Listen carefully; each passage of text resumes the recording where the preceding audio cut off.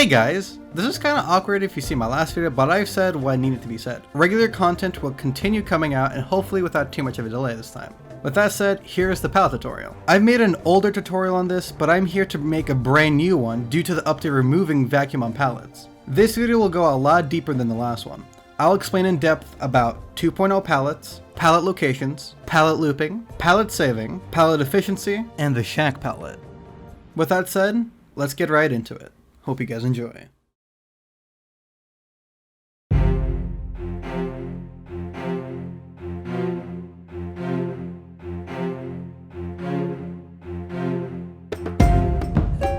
Comparing the pallets before the 2.0 update, pallets had vacuums that you could abuse to your advantage, making it harder to deal with as a killer. With the new patch, you can now only drop the pallet once you're on the edge of the pallet, instead of being able to throw it down within contact. When running, you're only able to throw down the pallet depending on what direction you're moving towards once you've reached the edge. If you walk, you are able to throw down the pallet within a certain distance.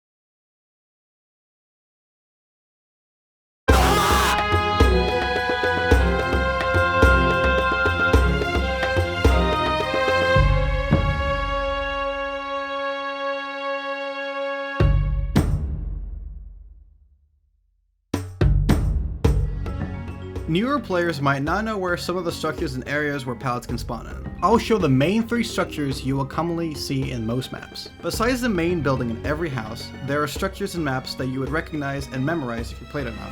In every map, there is a certain pattern where you will see structures. The patterns that can have pallets can spawn in high structures which contain high walls, and low structures which can contain hills, woods and stones, and other small objects with pallets. Now I will present you the basic 3 structures you will find with guaranteed pallets. I can show way more pallet locations in a different video, but for now, let's get right into it.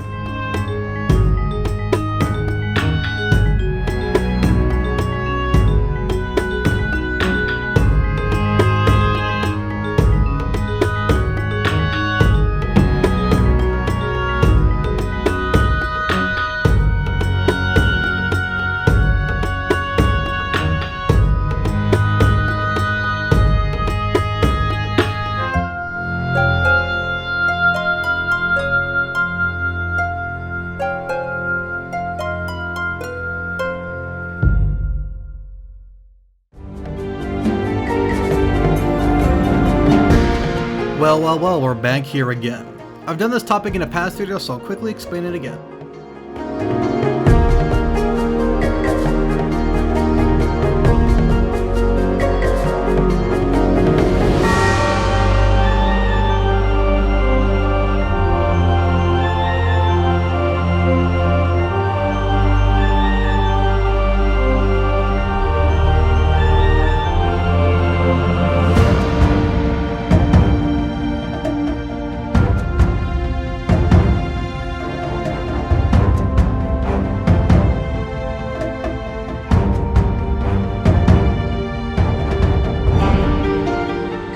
Learn the killer speed on when you're able to loop again without getting hit. Try not to be cocky with the pallets, but don't waste them either.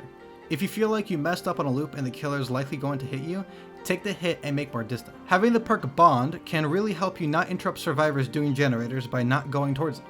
In conclusion, pallet looping is something that you're gonna have to do at some point, and it's best to learn it quickly and practice it. It doesn't have a huge skill cap, but knowing when to throw down the pallet can really help you and your team.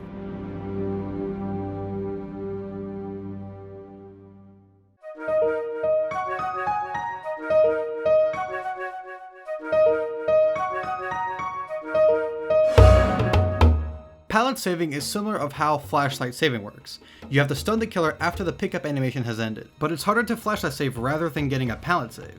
In most cases, pallet saving is easier. but you have to time it correctly. If a teammate is being picked up on a pallet, if the killer's animation has ended, you can drop the pallet to save him. This of course requires some practice in getting used to different killers' internet speed. If you're downed, 90% of the time you're going to want to crawl to the closest pallet in order for another survivor to potentially save you.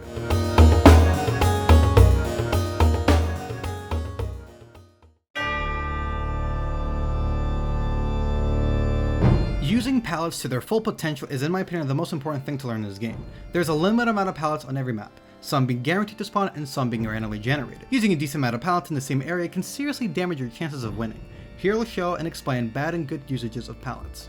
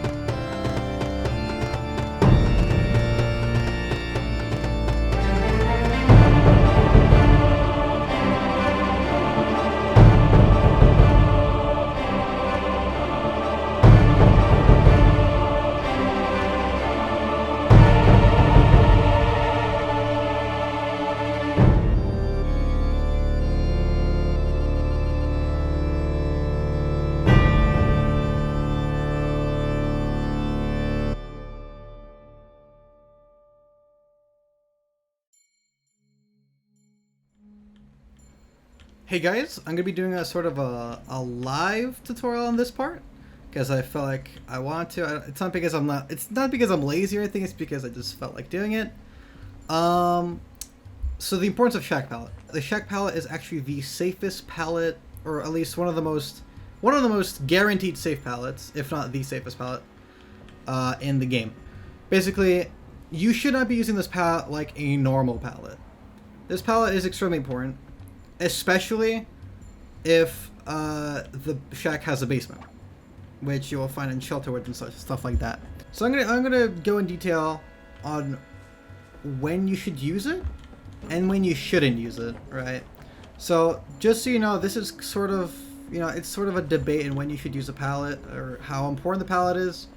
But for me, from like 2,200 hours of playing, the Shack Pallet should almost never be used except in specific situations.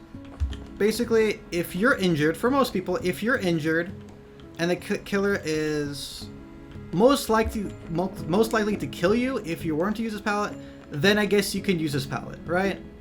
Just make sure that, you use it in order to gain enough distance. You don't teabag in front of the pallet or whatever, or just get away. Assuming it's fun. We're talking about from an immersed perspective here. You're gonna want to get away. If you think you're about to get hit, don't risk like throwing down the pallet, because if you get hit while you throw down the pallet, that is the biggest ouch in the game. Because not only are you down, you also wasted a Shack Pallet for literally no reason, and it's bad. You don't want to do that. Just please, you have to respect this. You have to respect this pallet sometimes. You have to treat it with respect. I would say use the pallet if you're able to cover a long distance or even potentially lose a chase late game. I'm gonna run down some situations where you should not use the pallet. First off, you should never throw that pallet blindlessly. Don't use this pallet just for the sake of points. Like if you're like trying to bait and then you just you're gonna pretend like vaulting or just leaving the area and you're just trying to soak up some more points, or like hiding until like a killer's there, right? Just don't use pallet. Just run away from this area. You wanna protect this area. If you are not injured, this is gonna be somewhat of a thing that people might not agree with, but for me, I would say don't use this pallet if you're not injured. If you're in the healthy state, do not waste this pallet. Soak up a hit if you have to. Just pretend this pallet doesn't even exist here. Just try like use the vault or the window. If the killer's way too close and you're still in a healthy state, just try not to use a pallet. It's gonna be depending on the team you're playing with, it could still be extremely useful because this shack pallet can save someone's life. And depending on your survive friends group, you know, they're gonna have different opinions on it. So you can use this pallet however you want, but just keep in mind that it's extremely important.